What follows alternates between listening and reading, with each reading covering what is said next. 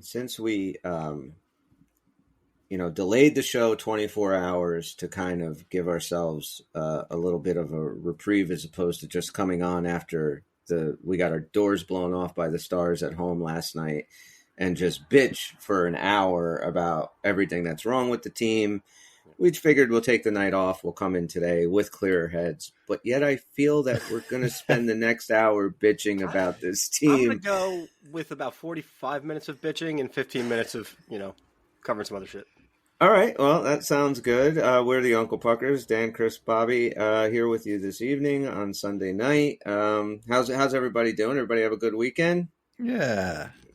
Better than the Devils? Better than the Devils. Yeah. Devils had a bad weekend. For sure. So we're going to jump into the game, the Dallas game, a bunch of stuff that we got to get into. We'll talk about the Columbus game, the 4-1 win, and we'll go from there. But Dan, you said you had something, an email? Oh, yeah. Well, yeah, and this was, responding to the last night's game. So, if it's full of positive. Well, it'll speak for itself. This is from a listener who named Michael DeCaro, who writes, well, here's the title of it. Forget mad or disappointed. I'm embarrassed. So we did have a show that we titled I'm Not Mad, I'm Just Disappointed, I think it was. Yes. Yep. And that was following not the Montreal Columbus game, game. but the Montreal game. And he writes, what are we even doing? There's a bunch of question marks and exclamation points in there. One of the all-time Devils greats finally gets some well-deserved recognition, and we put up an effort that's so absolutely mortifying that the organization should be asking Sergei if he wants a makeup ceremony. Getting run over for 6, booed off the ice in your own building, and in your own crowd feeling obliged to apologize to the guest of honor with a sorry Sergei chant. This might be one of the Devils' all-time low moments. I was with you on rough has to go movement, but this post-game has me thinking writing to you is not enough. I need to write Harris and Blitzer too. Okay. I don't know how you can say the takeaways from the game are to move on and say that the lesson is that we created good opportunities early, but we have to learn not to be discouraged and break down when it doesn't go our way. The real lesson should be that we're not accepting any more excuses. No more talk of injuries, goaltending, defense, schedules, etc. We've won one back-to-back all season. Aside from the power play, we have not looked good or ready to play all season. And with the exception of McLeod, everyone from last season is playing worse than last year. That's an effort and motivation issue. When I heard Lou fired Lambert for a while yesterday, I thought, with all due respect, coaching isn't the real issue for the Islanders. It's the mediocre, expensive, past its prime talent propped by elite goaltending that you've put together, Lou. But the more I reflect on it, the more I respect his audacity to say no excuses, and I won't sit here and continue to tolerate substandard results while I'm in charge. Ultimately, I don't think coaching change solves the Islanders' issues, but I'm trying to steer the ship away instead of watching it run to the iceberg is what the captain is supposed to do. Our coaching is out of a plan and answers if it ever had any. Our team isn't playing for each other and looks uninspired. And we, the fans, are tired of it and tuning out. If this isn't lost already, we're on the verge of losing this season. Fitz, the time to channel your inner Lou was yesterday. We're waiting. So he had a lot to say there. I thought it was worth a lot, repeating for him on the show. And he's absolutely correct, 100% across the board. Now, if he's younger, one of the fans in the younger generations, he might not remember that Lou Lamoriello has done this before. He did it in 2000. He fired Robbie Faturak in March, about a month before the season ended, brought in Larry Robinson, and the Devils went on to win the Stanley Cup. I'm not saying Patrick Waugh is going to do that, the Islanders. But the one point that he made that I actually wanted to bring up to you guys, it is now time for Tom Fitzgerald to act. Enough of this nonsense. Like, I don't understand. I'm so tired of hearing people say, oh, the Devils overachieved last year. No, they didn't over-fucking-achieve last year. They're underachieving this year. Yeah. There's a difference. Last year was the real Devil team. Okay, we've seen what these guys can do. They're so freaking good. They're so talented.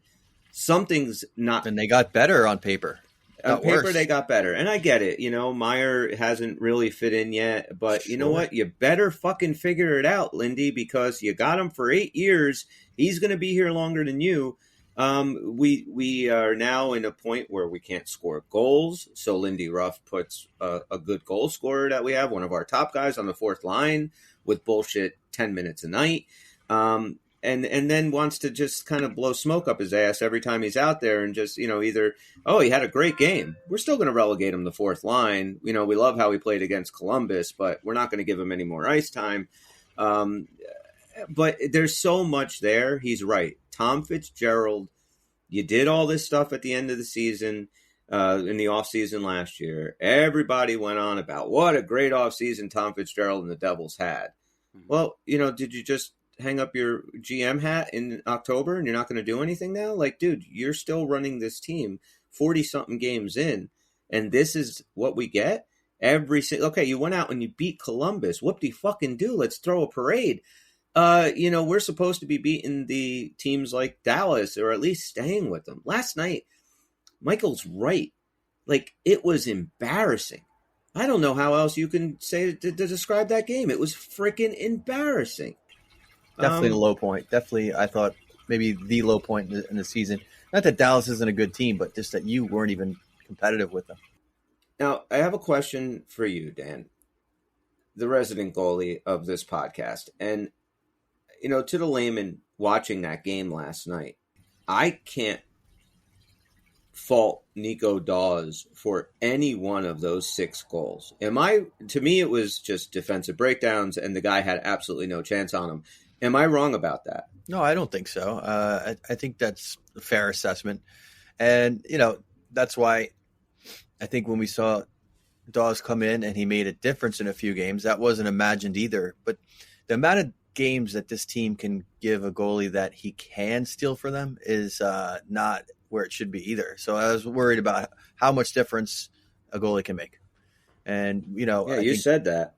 That's one of the problems we have, is that the whole team, and with the effort it's giving, I don't really care who your goalie is. It's not gonna really change the direction of this team. It's got to be a bigger change than that. Now, sometimes, though, I get it. You get a hot goalie in, and the team just needs that little extra lift, and it can make a huge difference. I didn't think that's where we were. I think our problems are deeper. I think our problems, they seem to go away when we have a couple of good games, but we're far from being that team that can do anything in the playoffs. We really are. And can it get going? Yes. Is time running out? Absolutely. I definitely don't see this team becoming a serious playoff team the way it is right now. And I don't know what's going to take to change. So, our guy writes in what we've been saying, then maybe Fitzgerald's got to consider the coaching move. And I think definitely has to be considered, but I have doubts. I have doubts about any one thing solving it for this team this year. It is a big mess that they've gotten themselves into. Yeah, and that's the one constant we've shared as a group all year. When you do have a lot of people on edge emotionally, they got a lot invested in the team. So some people will just have their one horse they're going to die on. It's the goaltending or the offense or defense. We've been pretty fair at saying it's pretty much a little bit of everything. We've kind of maintained that the whole way. We know which holes are worse, of course, but no one thing fixes this. Like, to Dan's point, I'm watching Dawes, and this morning I was thinking how he's come back down to earth a little bit, and then I realized, no, not really. He was still making those 1 or 2 great saves he had to make to keep us in the games, but he just can't do it forever. Just like you said, you can't leave him out to dry that often and expect him to do it every night, and then he got exposed like any other goaltender. So there is a ton of problems. And then to Chris's point, if nothing else, Fitzgerald, can we hear from you? Like, let's know what you're thinking. Come out and say this is unacceptable. Let us know that it isn't just, oh yeah, sure, we did, we overachieved. Yeah, we don't care what happens this year as long as we are good next year, because I don't believe that to be true. He is the top manager here, and if you look at the team like a business, obviously it is a business, but in any organization, you have that top leadership structure on down. And when things aren't working, you don't have a finite amount of time to figure it out. You have to, or you do have a finite amount of time, actually. You've got a window here where you're halfway through the season. Yep. So sometimes the hard decisions do need to be made. Now, I am probably the one, along with Tony, who the last to advocate a coaching change. I'm not saying I'm there yet, but what is it going to take to get you there? No, you can't fire 20 guys that are playing. Exactly. Running out of other moves to make, I right? said that part a little bit wrong, because actually what I mean to say is that at this point, if I were in charge, even though I do not think that this is all on Lindy, it becomes that same structure. You can't fire all your employees. It has to be taken from the leadership down.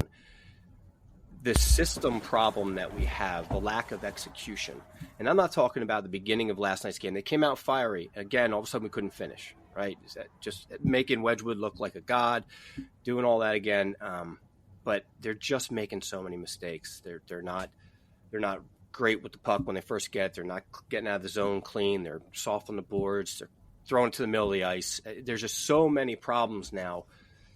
I mean, honestly, I didn't want to change a coach because I felt like if you're going this far into the last few years trying to build a system to play a certain way, I just didn't know that there was going to be that much of a benefit to it. That's the honest truth. But at this point, could it be any worse? So it might just be we need a new voice.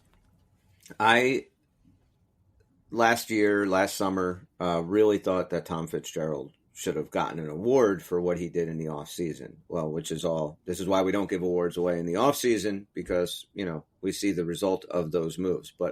And I like most of his moves. I'm not anti. I've heard some shit about, Timo and the contract, and we should have kept Zetterlund. Look, we have Timo Meier. He's a bona fide power forward. We have him for 8 years.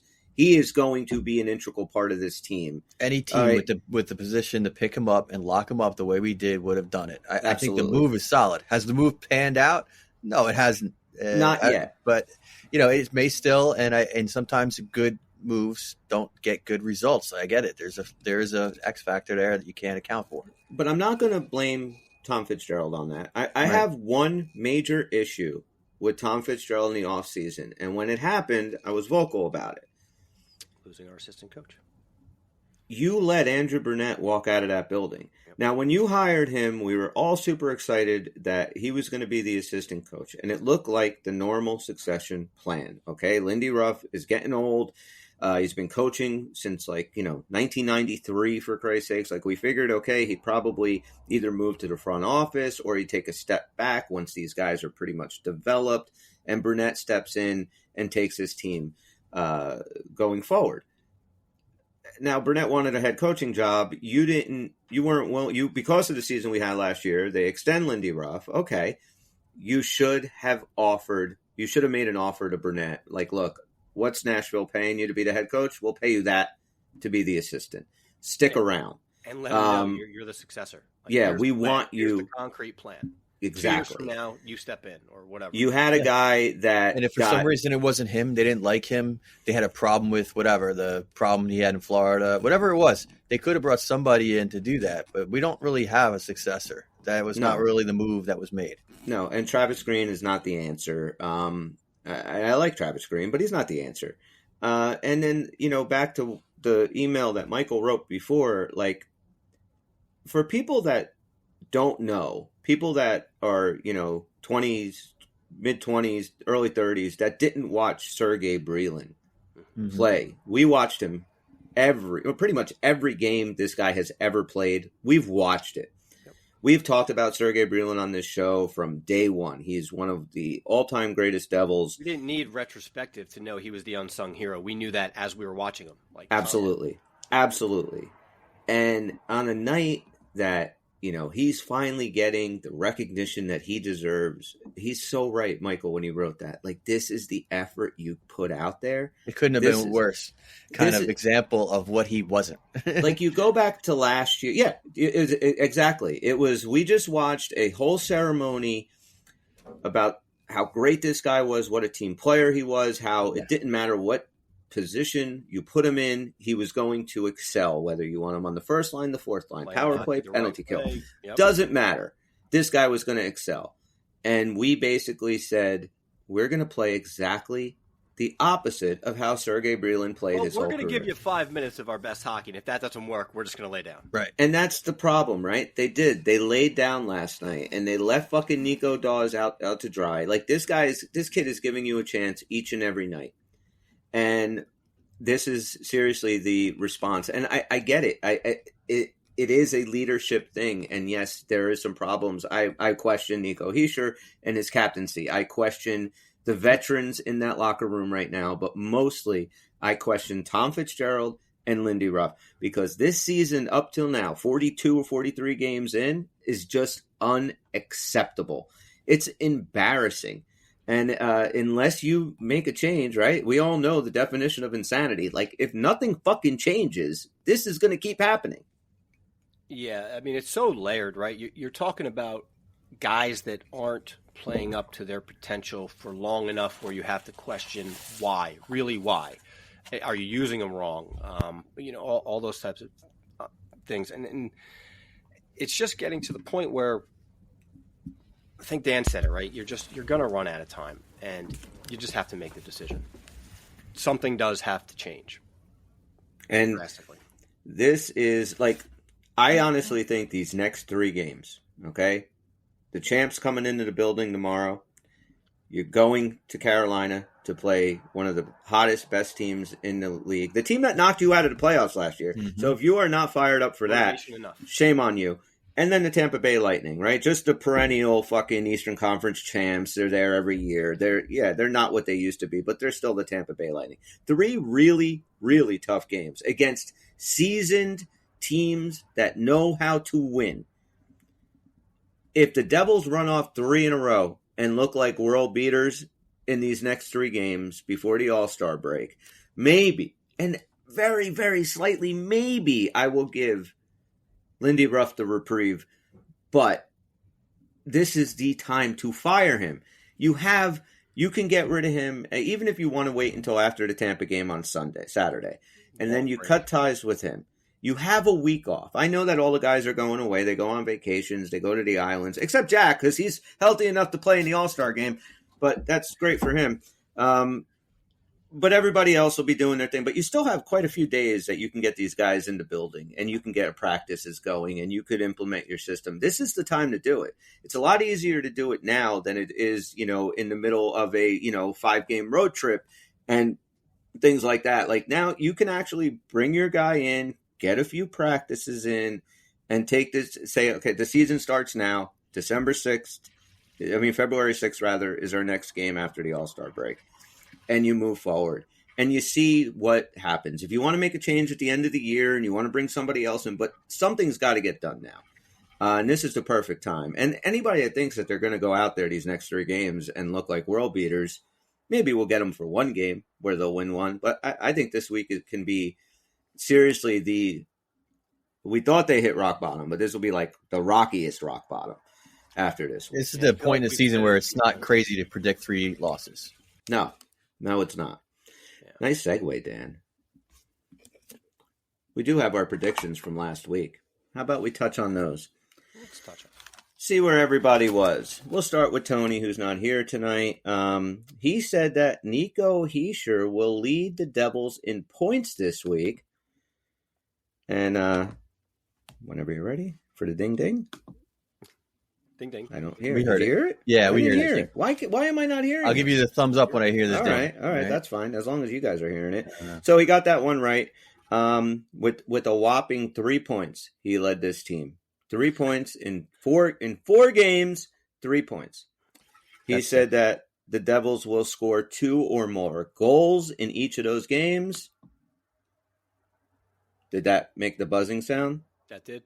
Why am I not hearing this? Hang on 1 second, guys. I just want to check something. Can you hear this? No. No, you didn't hear that? I heard you tap something. Okay. And that's so weird. All right. And then he said that the Devils will beat the Boston Bruins. Didn't hear that either. Didn't hear that either. There it is. Now here. All right, you know what? I'm going to go or ding ding. I think Okay, that works. that's a lot better. And not only did we not beat Boston, we couldn't score a goal. Hey everyone, Mr. Bobby Devil said here, Kenny that Daniels, Marc-Andre three-time Fleury will Stanley be Cup second champion of all-time the Jersey in Devils. wins this And you're week. listening to the Uncle Puckers That is it. Jersey Devils Marc-Andre Fleury was up the podcast second with all-time Chris, in Dan, wins. Bobby, and Tony, the Uncle Puckers. Let's go Devils! And there is a lot of talk about possibly Marc-Andre Fleury coming over to Jersey. With Dan, I think you would like be in fucking heaven, right? Yeah, look, I don't think it's going to necessarily fix the team, but who doesn't want, him on your team? He's just fun. He's a great goalie to watch. I would love to see it. I would love to take. Kind Dawes too, helping him out. Yeah, absolutely. Bobby said the Devils will go 3-1. Yeah, let's stop rooting for them to win. And then Bobby said that the New Jersey Devils will not announce their stadium jerseys this week. Ding ding. That's a nice check down for you there. I said that Nico Dawes will shut out the Montreal Canadiens. I said the Devils will go 4-0 this week. Wow. I said that this is a bad beat. Timo Meyer will return for the Dallas Stars game. He returned for the Montreal game. Yeah, I went for the hat trick. Not sure if he was ready, but we'll see. Dan, if you would have said by the Dallas Stars game, I should have just said this week. Yeah. Dan says 3 or more power play goals over the next 4 games. You said the Devils will get a shutout. Always. And you said that Nico Dawes will start at least 2 of the next 4 games. Ding, ding. He got 3 of the starts. Yeah.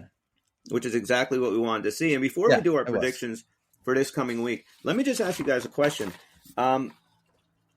You go back to Dawes tomorrow night, right?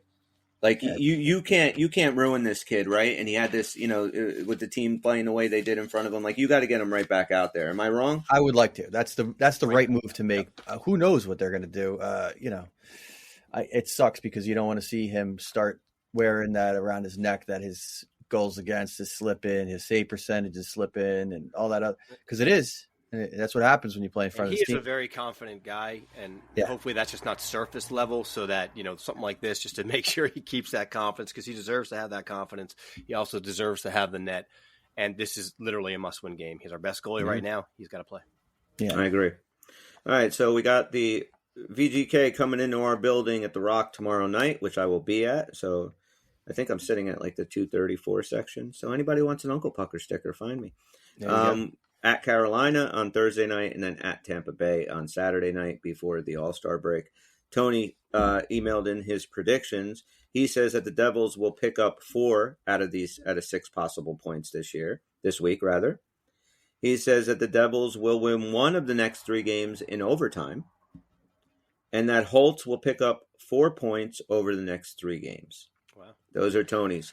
And now we'll go to Bobby. What's your first prediction for next week? Well, given the cannon we're seeing from the blue line from Miller at 102.5 miles per hour, I'm going to say that he gets a power play goal this week. You do know Lindy Ruff coaches his team, right? I do, yes. Okay. It's going to be a rough week for me. So Colin Miller will get a power play point. That's what you're saying? Power play goal. Oh, a power play goal. Yeah. Okay. I like that. I think he should be on the power play more. I mean, if you don't give him more chance now... But like you said, it's Lindy Ruff we're talking about, so we'll figure it out. Yep.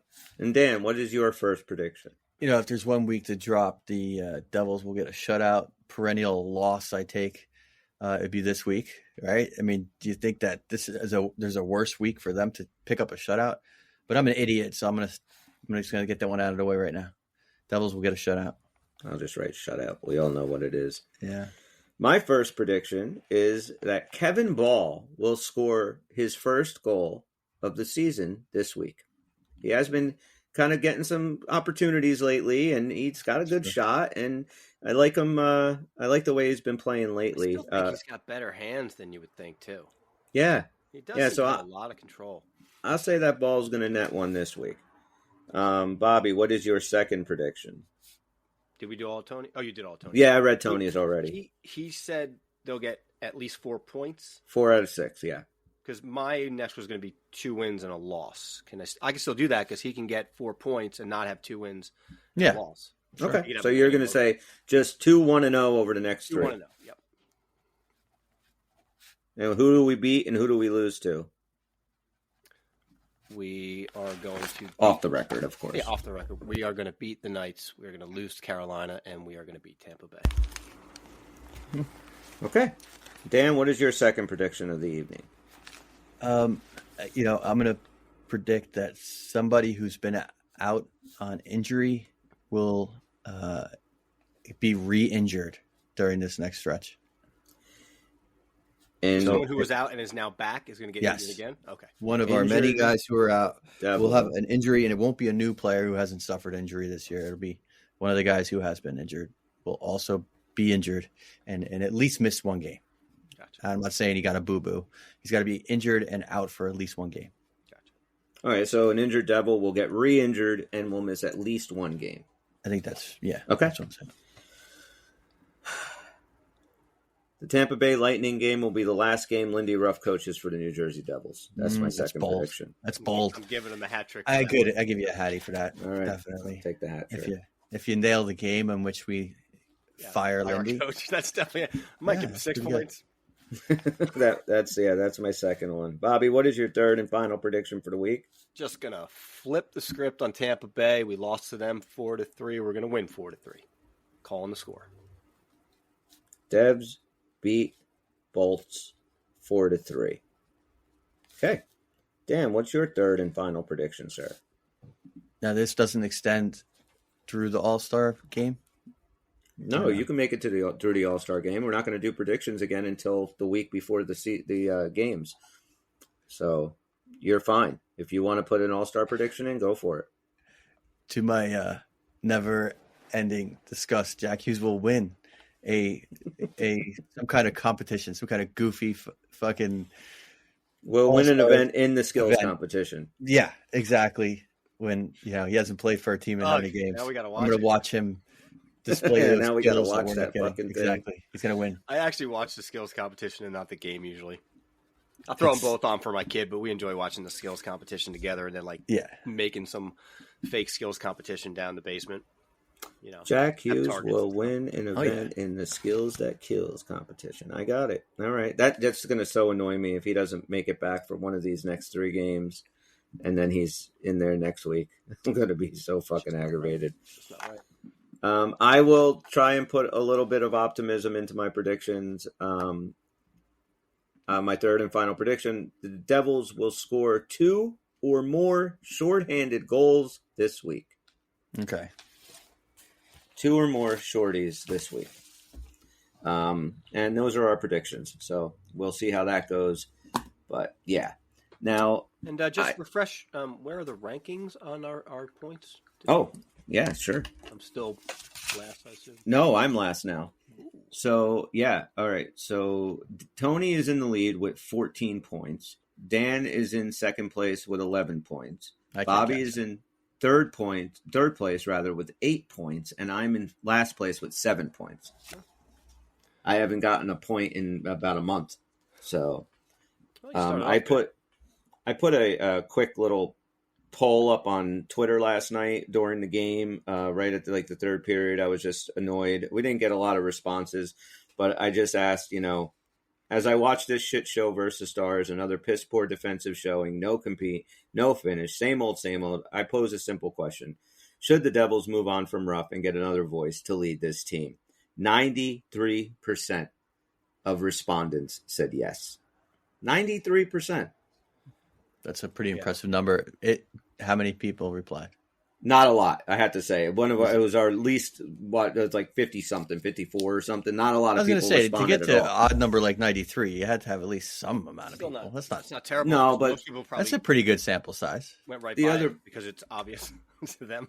Yeah. I mean, the other polls that we have, usually we get, in the hundreds of people that respond. It's hard after watching that game. I know. Everybody's tuning out during that game. People didn't have time. X was exploding during that game. Like, people didn't have time to digest their feed because it was just coming in so quick with basically angry rants. Yeah. And again, the polarizing thing here is how many people are, one side of the fence or the other. And a lot of people are still claiming it's the injuries, right, that are kind of the number one reason. These people, I think we all agree that the injuries, of course, are a factor, like everything else.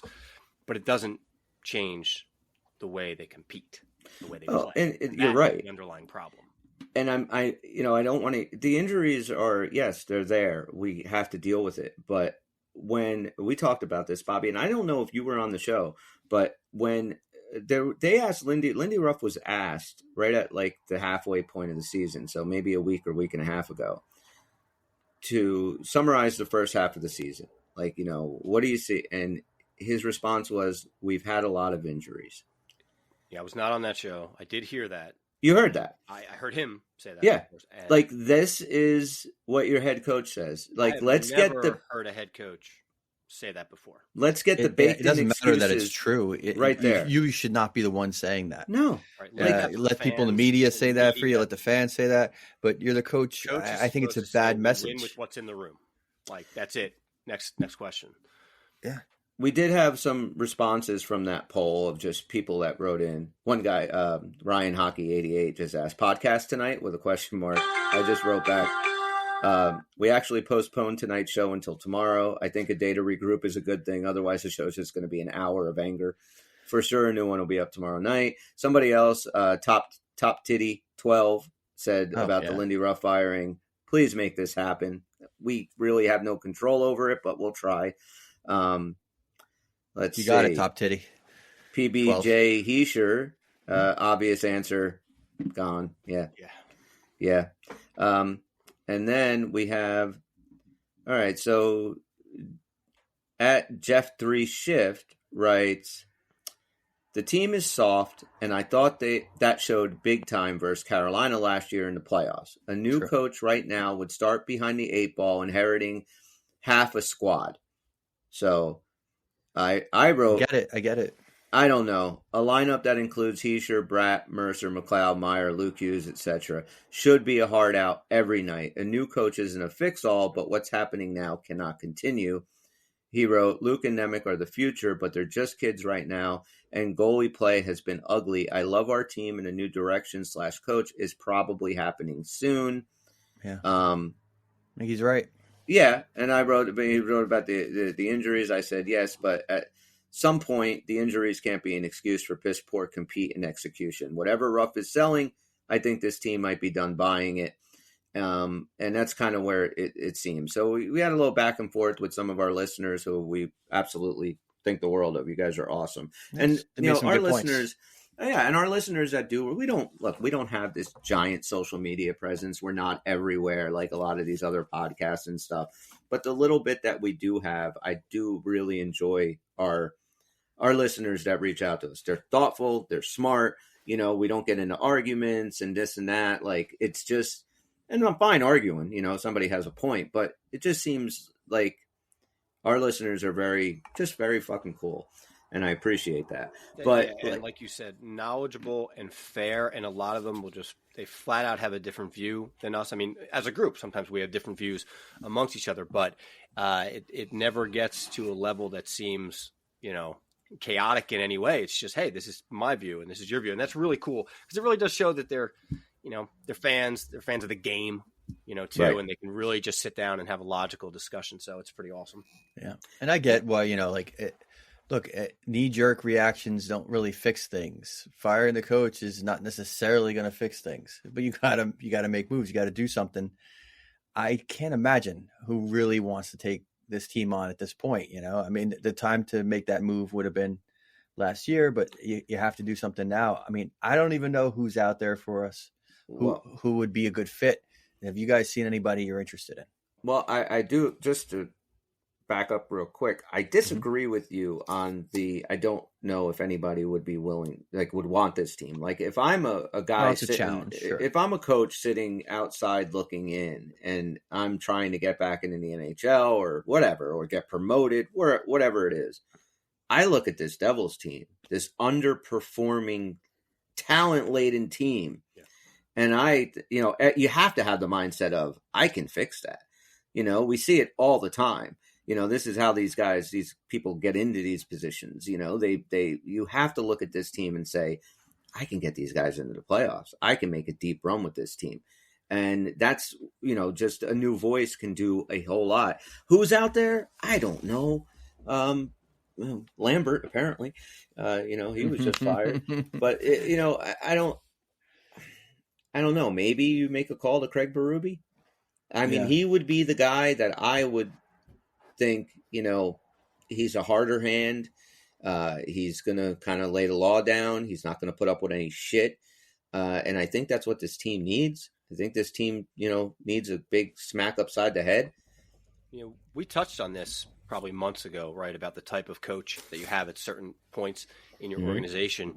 And up until maybe the floundering a little bit this year, rough, at least for me, and I know Tony as well, we thought it was still maybe the right guy up until this point. We didn't foresee exactly how this season was going to go. But I think we did maybe jump faster into that level of play where they need that hard-ass coach, kind of like we saw with the Devils when they were winning their cups, like at one, like when a Pat Burns comes in, right? It's just a polar opposite, of what we had before, and that worked. And maybe this team does need. But then you go back to 2000, right? And that was the complete opposite. You had Robbie Faturak, who had a very hard hand, and you had a team that was basically a veteran-laden team that was saying, we don't fucking need you to be up our ass 24/7 here. We know what we're doing. And they weren't responding to him. And you bring in a player coach like Larry Robinson, who, other than, doesn't, his career speaks for itself. Plus, the players were already pretty familiar with him from his time as the assistant coach under Lemaire. And he comes in and he just kind of settles the ship and says, yeah, you're right. You guys do know what you're doing. And go out there and play your game. And I'm just going to kind of pull the strings from the back, from the distance, and let's see what we can do. This team much now more dispassionate than Fatorik. Fatorik was losing his shit on a daily basis, right? And it didn't fit the team anymore. You're right. This is the exact opposite. I mean, these guys don't know what they're doing. That's not the experienced team that the Devils were at that point, and they have all the potential in the world. They do need somebody who can, be a teaching coach as well as demand the professionalism they want. I mean, Lindy's whole, position was he was going to give these guys some confidence, give them some idea how to play together. And I think he was largely successful with that last year. At least the team he had around him was. But I mean, now it's time to really develop that winning ethic. And I don't know how much there's anything left in the tank for Lindy to give with that. So we want somebody who's going to develop a work ethic more than okay, guys, this is your car, you drive it. They can't drive the car. Yeah, they can't drive the car. And it's a souped up car and it goes really fast and it's a really good car, but they have nobody to drive it. And you bring somebody in that can reformulate the defensive structure with the puck. And then of course, make sure they have that compete ready to go at all times, that kind of mindset. You just kind of teach it from that side out. Once you get in the offensive zone, we got so many skilled, talented guys. They're going to kind of play the way they want to play anyway, as far as Jack, move around, swing around just for Brad. They're not going to change their game. So that's the easy part of this. It's teaching them what to do, with the puck and without the puck. And then just the thing that drives us the most mad is probably, their starts. Unexcusable. It doesn't make sense how you can't be up for some of these games or any game. You're a National Hockey League player, one of very few. You should just be up. You're looking up into the standings. You see that there's a playoff spot with your name on it. It's not that far out of reach, right. And you are probably better than quite a few of those teams ahead of you, but yet you're still chasing them. And you come out and play the type of game in front of your home fucking fans that spent a shitload of money on a Saturday night to go and celebrate Sergei Brylin and watch the Devils have a good game against Dallas. And that's what you do? That's seriously. I mean, this is all an indictment on Lindy Ruff. And that's the key right there, but a good game. I don't think anyone would fault this team if they battled their ass off and lost 5-4, 5-3, whatever the score would be, as long as it looked like they were with it and realizing this is a top tier team. We are supposed to be a top tier team, and we want to beat this team. Yeah. I mean, at this point, if they don't make any changes, you're not going to make the playoffs. And this bad season can end up setting everything that you put, all the wheels that were put in motion last year, it can set us back quite a few years. Yeah, I think so. It could be real danger. And, like the injuries are an excuse to an extent. I think right now what's fair to say is the injuries are responsible for this team, not being able to safely limp into the playoffs and go away quickly. Because they weren't prepared to do anything else with the work ethic that they have right now. And scoring when it's easy and the goals that we were getting from guys when we didn't necessarily need them, we're not getting those now. We weren't getting the goals that you really need to dig down deep on a regular basis when all those guys were in the lineup either. We never had at any point this season a run with really good work ethic where night after night they were finding a way to win. Yep. That was the story last year. They would find a new way to win if they needed to. It wasn't just a streak. They had a really good winning percentage the whole way through. And, the injuries only speak for so much. They just don't have that compete. They don't have that. And listen, I mean, any team with this level of injury to these types of players will accumulate less points during the time frame. It's not an excuse. It's a reality. That's true. The problem is this team, though, is so talented. The next man up is another superstar. You know what I mean? Right. Like, just go out there and do your job. And I know maybe, okay, you're used to playing with Jack, like Toffoli. So maybe he's feeling a little lost out there. Maybe, I don't know what it was. He went dry for what seems like forever. He's still on pace to have 30-something goals. It's not like he's a bust. But maybe it does change his game a little bit. But we have the players to overcome it. Now, the defense is getting a little weak right now. They've taken a big hit. I get that. But still, a little bit of structure and a little bit of compete. And we're not talking this way. I mean, look, anybody that thinks that Jack Hughes coming back into this lineup is going to be a cure-all, you're wrong. Because it doesn't matter who's in there. If you are playing this lackadaisical and with this little compete and effort, I don't care if you have Jack Hughes, Leon Draisaitl, Sidney Crosby, and Connor McDavid. You're not going to win. You're not going to keep the puck out of your own net. And this is just a problem. And, yeah, the defense is, when we weren't expecting, Nemec was sent down in the beginning. He would not be up here if we didn't have the injury to Hamilton. All right, but Hamilton wasn't playing great. Siegenthaler, yeah, we miss him. He's gone, but he wasn't playing great. Marino completely forgot how to play this year. I mean, It's one good game and 4 bad games. The kids yet to are develop doing any consistency at all. No, and the kids are doing everything that you expected them to do and more, and that's good and bad. Okay, the mistakes that we all said in the summertime, look, we're going to have those mistakes on the blue line with the young guys. Yeah, we're getting those mistakes. I think Ball has been, if anything, above expectations. I think Ball's played well. I think Colin Miller's played really well. I think Luke and Simone Nemec, I couldn't ask for more from these two rookies coming in. They should just be sheltered a little more. Someone help cover up their mistakes. Right. This is what you're going to get with these two kids as they learn to be – they're going to be superstars in their own right. Absolutely. So you need that veteran presence to help cover up the shit that's going to happen. And, even the veterans, when they were in, weren't doing that. I thought Cal Foote played good the last 2 games. I thought last night he's gotten a little bit of penalty trouble. Some of them were bullshit calls, that cross-check in the small of the back. It was really nothing, and they called a 2-minute on him. But I like how he's playing. And then they brought in they brought up the kid that we traded that came over with Timo Meyer, Hataka, what's his name? Hataka. He's just sitting on the bench. Yep. Like, why are we not getting this kid into play? I don't know. I just can't figure things out. But it's the theme we've had all year. This is just a very hard year to figure out.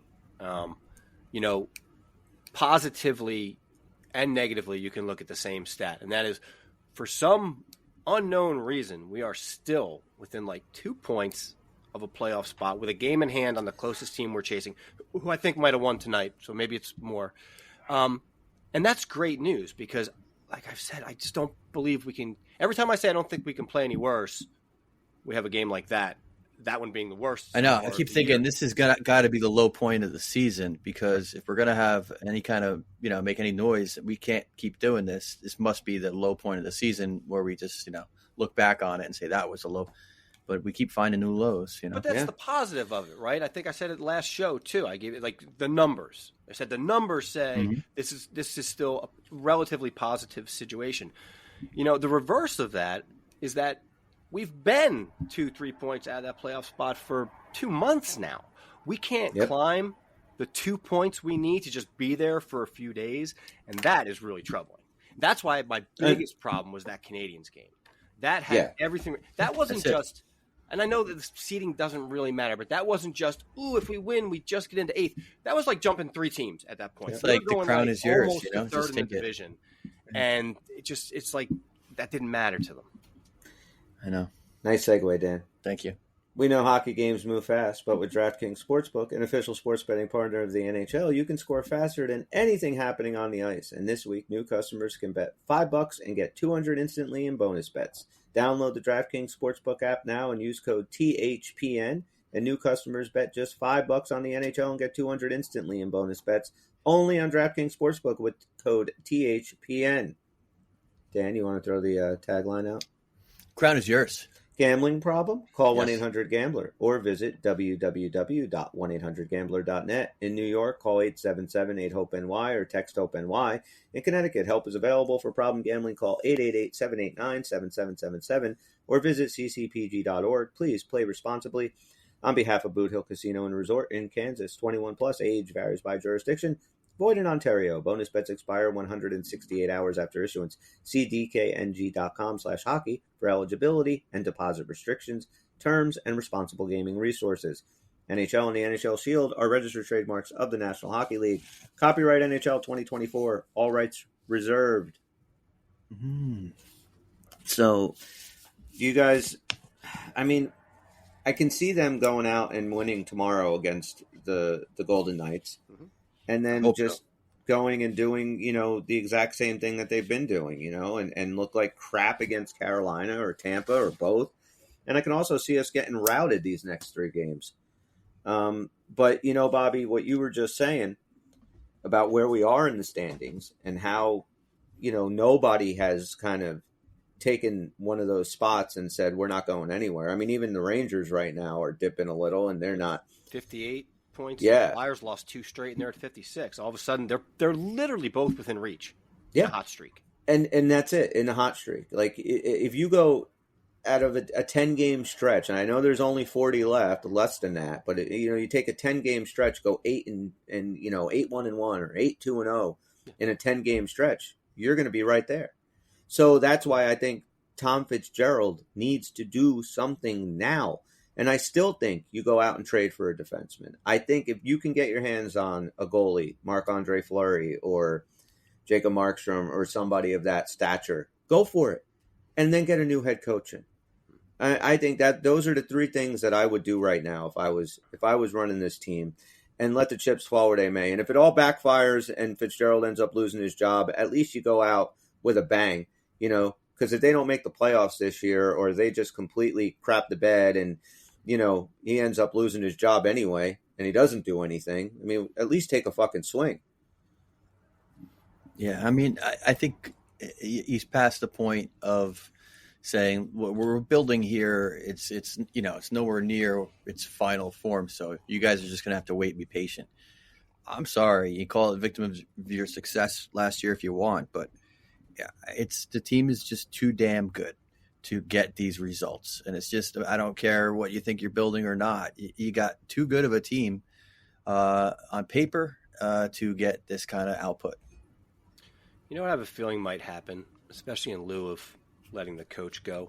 I think we might have one of these situations where we have like a blockbuster trade you never saw coming, like superstar level, like kind of like the Kachuk trade like a couple years ago, just because you got a couple of guys that aren't working. And it's hard for me to even say this because it's very early. Like you talk about a Timo Meier or a Jesper Bratt. We've got several guys, and I don't know who this would be for. Just saying something does need to change. And one of those things could be we don't know where to seat these guys. Like it's not working. Like it wouldn't surprise me, and it would probably happen over the summer, of course, where you'd get one of those true elite level, wow, that's a real shocking trade, big gun for big gun. Because a solid defenseman is going to help out. structure. A lot of things are going to help out, but I'm starting to think that just the makeup of this group of forwards isn't going to gel when you don't know where to play a guy like Timo Meier after you acquired him to be a top 6 guy. Like, he needs to be a top. I agree guy. with you. I do think that you owe it to the team to at least get another guy in there, like a new head coach, to at least try and fix this. Sure. And at least it's so hard to believe that you can't get these pieces to work together better than they are. I mean, I know we all identified a lack of grit as part of a problem early on. So to that point, I get how, maybe this isn't the grittiest combination of people you could put together. It's hard to get that. But I mean, look at all these. I mean, even his, boggle type of, let's just roll the dice and make whatever lines we want.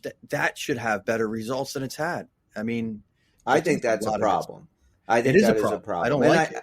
And I know it has. I know a lot of it does have to do with the injuries right now, and people aren't slotted where they need to be. And maybe, when Brendan Smith comes back and Timo kind of gets going a little bit, maybe that grit will come into play a little bit more. But there's just no excuse for Jesper Bratt disappearing, Dawson Mercer disappearing, Tyler Toffoli disappearing, Nico Hischier trying to do everything, and Andre Palat not being there, Jack Hughes not being there. I get it; the injuries are an issue, but still, with a team like this, they should be able to win games, or at least compete. They're all disappearing at the same time. It's not the next guy. It's not Jesper Bratt saying, "All right, I'm going to take this for this week. Like, I got this. Follow me, boys," or Timo Meier, or Dawson Mercer, or Toffoli, or anybody.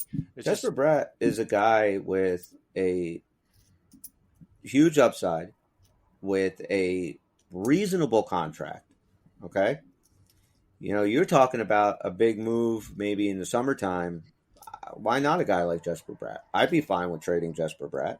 I'd be fine at this point with trading anybody who's not named Hughes or Dawes at this point. Nemec. Yeah. That's the 4 names that. Other than that, I don't really care. You playing with change? Not me. It's like here, Change is good. I mean, I don't want to see any of those guys go right now. I don't want to, blow the whole thing up, because I think it's extremely fixable.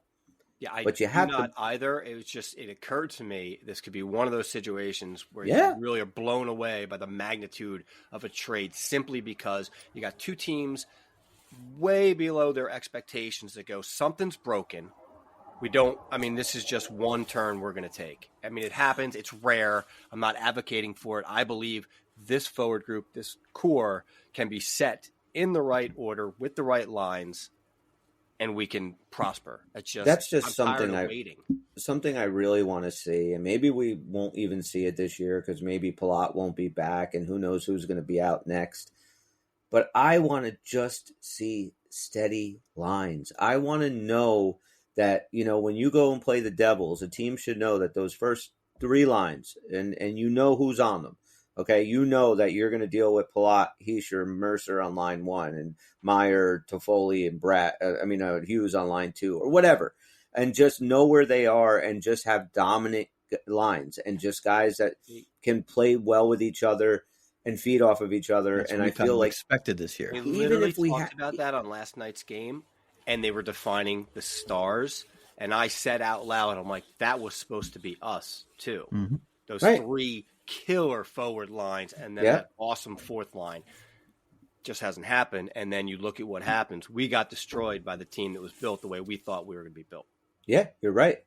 And they're veterans. I mean, they're an older team, and we are still an extremely wet behind the ears team, but there's no excuse for how this team's playing right now. Like, you watch a fucking Chicago Blackhawk game. They're not a good team, but most nights they're out there competing.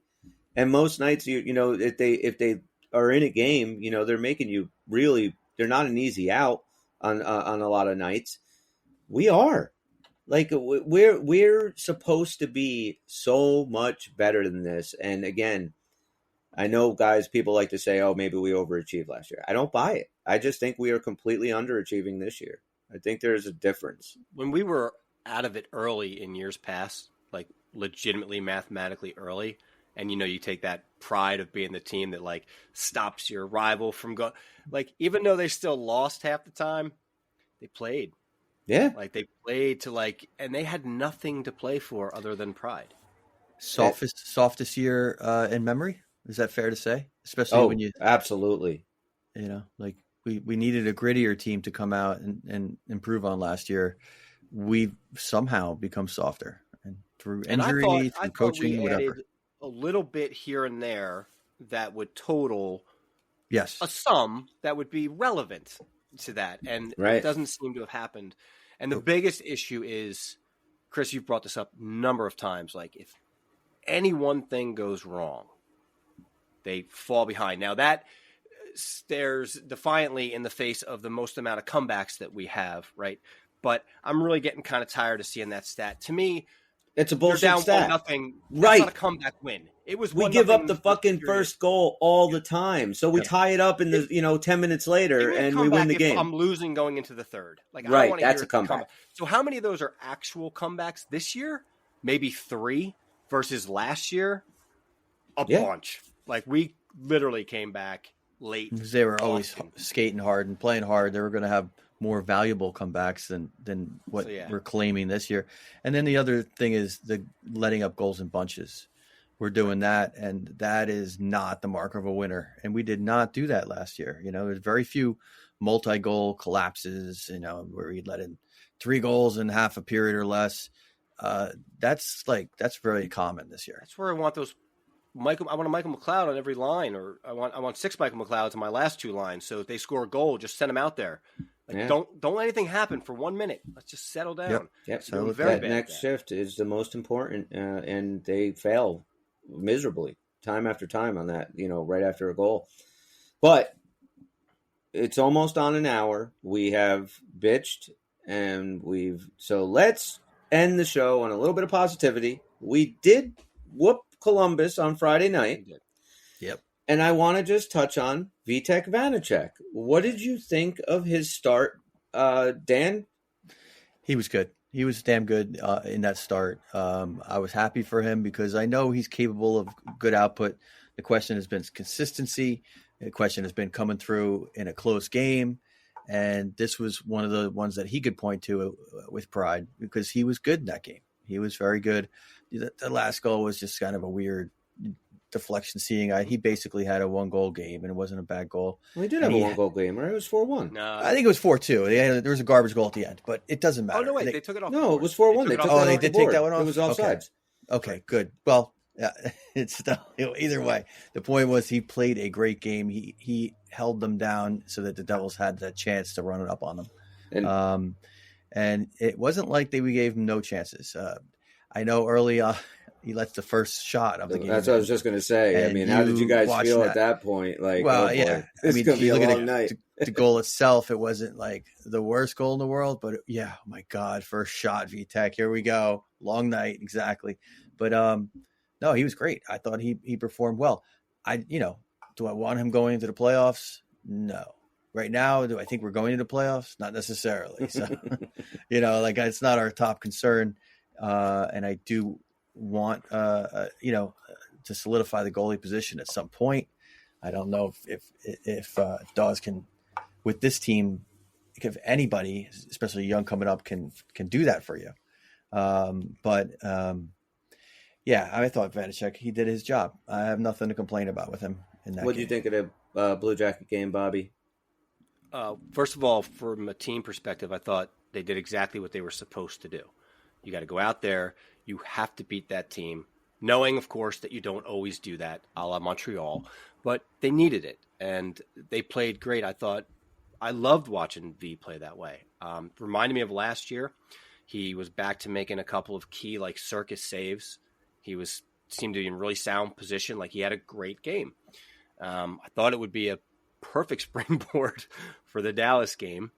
But alas, we already covered what happened there. But overall, I mean, they did their job. They did what they were supposed to do.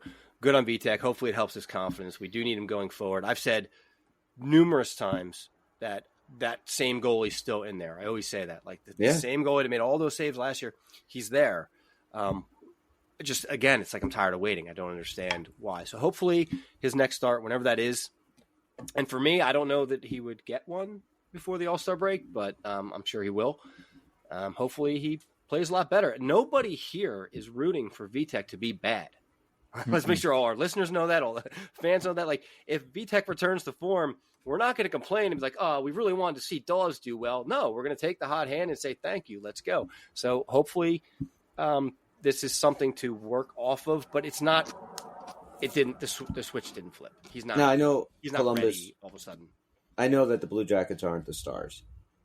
Not by any stretch, but they played well.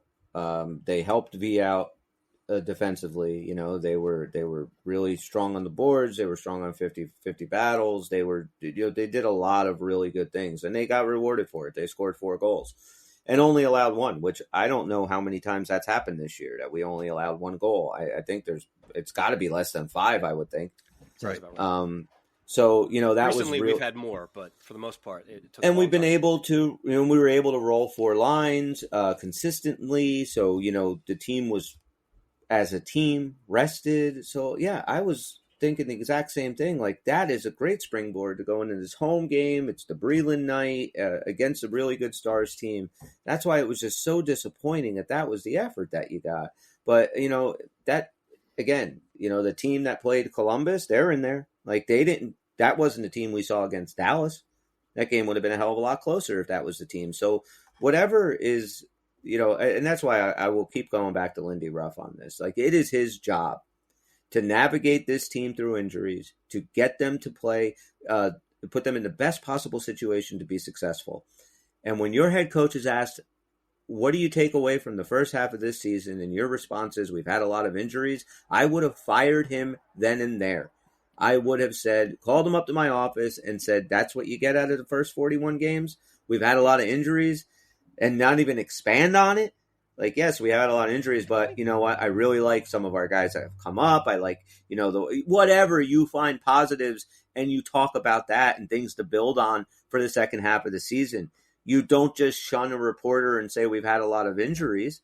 I mean, that's just, again, it's baked in excuses. Like, dude, that's not how we fucking do shit here. I think what's happening here is there's a level of control that he's losing in the things he's saying to the media, which are coming out way wrong. Okay, you have a script of the things you're supposed to say and shouldn't say, and the rest stays in the locker room. But he also went on to say yesterday that we played a good game. And was he talking about the Stars? Yes. No, was he actually talking about the Stars? Talking about the Stars. And I understand. Did he forget he coached us, not them? Right. The point that he was trying to make in maybe certain points of the game where we were doing well in the beginning, where we fought back at the end. But no, we didn't play a good game. We didn't play anywhere near a good game. He was trying to spin it, maybe actually trying to protect the players for the first time, take a little heat off of them. I don't know, but my point is, in the last couple of weeks, as things have heated up, he doesn't seem to be handling the heat, the pressure. He's saying pretty ridiculous things to people who aren't buying it. You know, don't tell me the game within the game, we played better than the Stars, we just lost, because that's bullshit. Right. We didn't lose 4-3 on a really tight contested game. We got our doors blown off. And if you look at just the pattern in the last couple of weeks and the way we've lost, it is alarming. You can't go from beating the Panthers the way we did, stopping their streak, stopping arguably the hottest team in the NHL, to shitting a brick against Boston. Now, on its own, you could say, all right, won a good game against a great team, lost a good game against a great team. But then what happens is it keeps trickling down the line. You lost to a Habs team you should have beat. You beat, you know, the Blue Jackets team you should have beat, and then Dallas. So it's just, in totality, you just start to look and be like, the pattern here is not positive. The pattern is going the other way. Here's the other thing, too. Like, he's watching this team, and for all the good they do, aren't you upset with the consistency? Yeah. You know? Like, the only word I got for the first half of the season is it's unacceptable. It's just, you can't have that level of inconsistency in a nightly basis. We're not playing 60 minutes. they're not always giving you their hardest effort. When you see guys pull up, when you see, I'm sorry. I cannot sit there and tell you that, well, we did a lot of good things.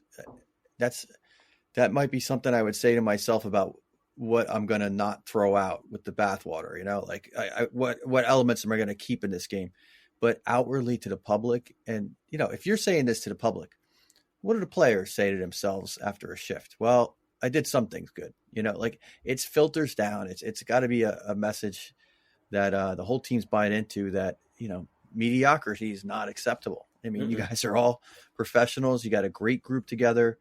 I don't want to hear that we did a lot of things right. We just didn't play hard enough to win. Oh, well. That's what you say to the Columbus Blue Jackets. That's what you say to the Montreal Canadiens, Chicago Blackhawks, San Jose Sharks. We're supposed to be competing for a Stanley Cup this year. Vegas's odds, everything had us right up there. Top 4 or 5 teams in the league to compete for a Stanley Cup. So you can't find just fans wearing the emotion on their sleeves. No, these were analysts. These were professionals. And listen, if it wasn't that way, I don't know if I would have been that high on this team going into this year as much as I was. But because the hype coming from the books and coming from analysts and stuff was so much, I was kind of buying in a lot, with, wow, maybe maybe these guys really are ready to go win a cup. But the way they're playing now, they absolutely aren't. I just think changes got to get made, and it's got to get made soon, because they are going to run out of fucking time. And, we're going to be like Buffalo last year, and we're going to miss the playoffs by a point or something ridiculous like that. So let me ask you a question, Chris. Yeah. So obviously Lou Lamoriello just pulled the trigger, right? And you got Patrick Waugh in there. I think we all agree, if this were a Lou Lamoriello team, how long ago would Lindy have been let go? I think it would be right around now. You do? Okay. Yeah, I do. I think it'd be right around now. I think Lou would have stuck with him. I think benefit of the doubt for the time. And I also think Lou would have been a lot more vocal about things as far as him in the media. I think he would have been asked things. Lou was always kind of, available to media and stuff when he was with us. I think he would have, made it clear that things have to change, and that, he would have been firing warning signs, basically. He would have been firing some warning signs. I don't know if he would have ever gone for a guy like Ruff in the first place. That's a good point. That's a very good point. Lou was always more on the hard ass type a coach. But yeah, he definitely would have pulled the trigger. I'll be honest with you. I go through these general managers right now, and you talk about the expectations the Devils had coming into the season, how they've fallen so short of that thus far. I think Lindy Ruff is fired from a lot of fucking teams. Yes. I don't understand. Any big market team for sure. Yeah. He's gone already. If it was a big market team with a lot of media on it. And then I think, most teams would be like, come on, man, this is I said it, I think last week, that this, I think, is the worst underperforming team in the NHL this year. I mean, they're right there. I'm not saying they're playing worse than everybody. I'm saying versus expectations. Maybe Buffalo, Ottawa, teams like that. But they were just their expectations were just to make the playoffs. Right. And they're falling short. So are they? Our expectation was make a an real Eastern run. Conference championship, an Eastern Conference final, and now we're outside looking in. It's unacceptable on every level. And you got it now. We're talking about the change of coach and all this other stuff. You talk about Lou Lamoriello. He apparently had this bullet loaded for a while, because he fires Lambert and you hired Patrick Waugh right away. There wasn't a interim head coach and then something like that. He went. I kind of like that move. I like it too. Like that. That's the other thing. I don't know. Would we turn the team over to Travis Green? See what happens. That's what I don't want. I don't want anyone that's on this staff right David now. Nazardine era. What's the point of that? I don't even want Kevin Dineen from Utica. Don't even bring him up. Tom Fitzgerald right now should be on the phone with 3 or 4 or 5 guys that he thinks should take over this team, and you try and put it together. And you can start right after Saturday. We got a week and a half before the games kick in again. That's fire Lindy and get the new guy in, and let's see what happens. Now, I don't know. Is that going to upset Jack Hughes? He apparently loves Lindy Ruff, but he can go to the All-Star game and complain about it. Yeah, they can get over it. I mean, this is about winning. It's what it boils down to. And to sit here, like I said, this close, 2 points out for the last month and a half, 2 months. Right. Just grab the goddamn seat. Like, what are you waiting for? Shit or get off the pot. Yeah. Well, We what do you guys use think? that as a line, so we can't use that for the show. No, we'll come up with a different title. Like, I don't know. Boy, this season's been rough. Yeah, I think we've done something like that too. Anyway, we're going to wrap it up, but real quick, what are your serious expectations, or what do you honestly think tomorrow night, Vegas, the champs coming into our building, do the Devils respond with another piss poor effort, or are they going to actually come out to play? I'm going to go with my heart on this, just for the sake that I know you're going to be there, and I want you to see a good one. Thanks, buddy. And I think they come out with a 2-0 shutout. Devils win. Okay, I'll take a Just want 2-0 the point. shutout. Wild optimism. Wild. Yeah, reckless. I think they are going to grit this one out in a way that's going to make you really proud. You know what I mean? Like, this is they're going to come to play, and I think that maybe Heischer's going to step it up too in his leadership role. So yeah, I think we're going to get a gritty win. All right, I just want to see, and this is how low my bar is. I just want to see a goal. I just want to be able to cheer I one understand, time, dude. Yep. and that's it. Because the way that they've been playing, that's not a guarantee. So yeah, score early and often. That's what I would take away. But this is a tough game, and the Knights are up and down. They've been down. They're just starting to kind of get back on their groove and play well. But again, it's a winnable game. There's nobody in the NHL that play the Devils. It's not a winnable game. There's nobody. It's just, whether or not they're going to fucking show up. Yeah. So. Well, I thought you were getting them. I felt like they were like falling off a little bit, but they're 6-4 in the last 10. They won their last 3. Yeah, so maybe they've won 3. They're only going to win 3 out of 4. So there you go. Okay, I'll take it. Win. It's going to be a tough game. You know what though? It's my son's first Devil game, first hockey game, so he's really excited. So I'm just excited to head up there. Blow their doors off then. That would be nice. That would be nice, right? A 7-0 Devil win. That would. Can you make it 7-1? I don't want Dan getting the point. Nah, I want the shutout. I want the shutout. It's about time. Yeah, right. they could finally For your stop fucking son, picking it. I'll allow it. Oh, that'd be great. He can finally Next open bet will up. be 2 shutouts in the Right. next week. There you go.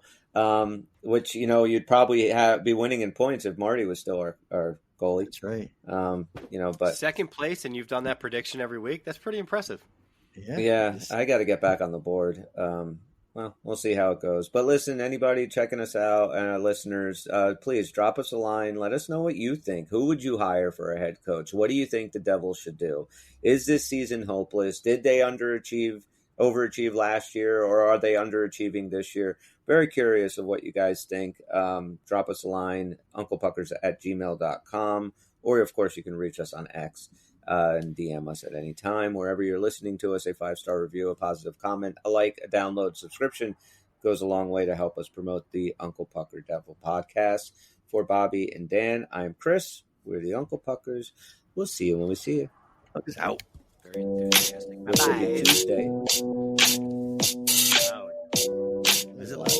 Wake up, everybody. What? There we go. Made it louder. Oh, shit. It's over, Johnny. It's over.